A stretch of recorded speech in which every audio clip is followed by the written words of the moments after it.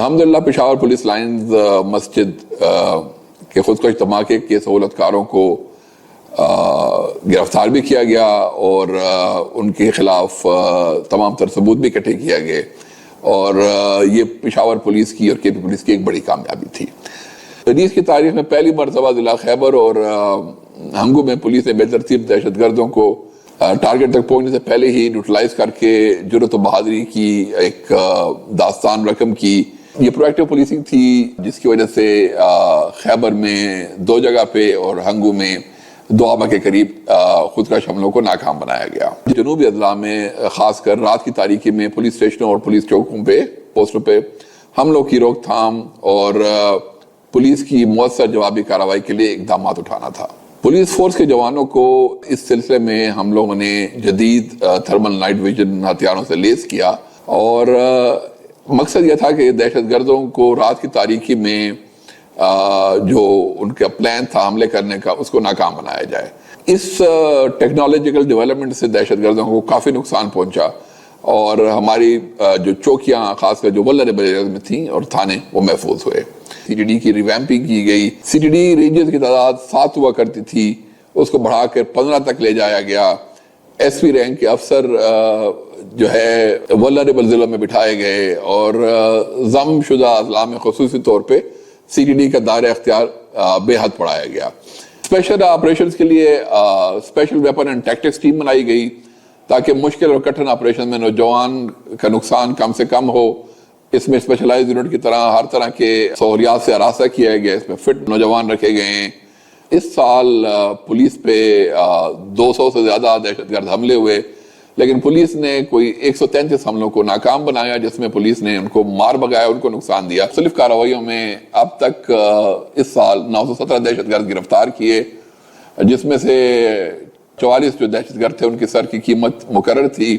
300 کے لگ بھگ دہشت گردوں کو جہنم واصل کیا گیا۔ مختلف واقعات میں پولیس کے 185 افسران و جوانان نے جام شہادت نوش کیا، جبکہ 400 کے لگ بھگ ہمارے افسران و جوانان زخمی ہوئے۔ سال رواں میں ہم نے تقریباً 2531 انٹیلیجنس بیسڈ آپریشنز کیے، جس میں اسلام الدین اور اسرار گروپ کا ٹانک میں آپریشن ایک بڑا کی آئی بی او تھا۔ پھر اسی طرح سکھ کرسچن اور ہمارے دیگر مائنورٹیز کے خلاف ٹارگٹ کلنگ میں ملوث آئی ایس کے پی کے دہشت گرد گینگ کو پایہ تکمیل تک پہنچایا گیا۔ ڈیر اسماعیل خان میں، لکی میں، بنو میں، مردان میں، بہت ساری جگہ پہ بڑے کامیاب آپریشنز ہوئے۔ 13,500 جوان افسران کو مختلف فیلڈ میں ٹریننگ لینے کا موقع ملا۔ ٹریننگ ایک ایسا عمر ہے جس سے بہتری آتی ہے، کام میں نئی جدتوں کا پتہ چلتا ہے۔ تو 20,000 کے لگ بھگ افسران کو اس سال چھوٹی بڑی سزائیں بھی کی گئی ہیں، جس میں برخاست کی، جبری ریٹائرمنٹ، سروس ضبط کی، رینک میں تنزلی، انکریمنٹ اور کوارٹر گارڈ وغیرہ تمام میجر اور مائنر پنشمنٹس شامل ہیں۔ رواں سال میں مختلف جرائم میں سرزردی کے خلاف سے تقریباً 1,93,370 ایف آئی آر درج کی گئیں۔ اتنی ہی تعداد میں کوئی شخص کو گرفتار بھی کیا گیا، اور نیشنل ایکشن پلان کے تحت ہم نے کافی کارروائی کی ہے۔ کوئی 14,836 سرچ اسٹرائک آپریشنز ہوئے ہیں، جس میں کوئی 74,000 سے اوپر اشخاص گرفتار ہوئے ہیں۔ منشیات کی بڑی تعداد ہوئی، کوئی 30,000 سے زیادہ کیجز کی منشیات ہوئی۔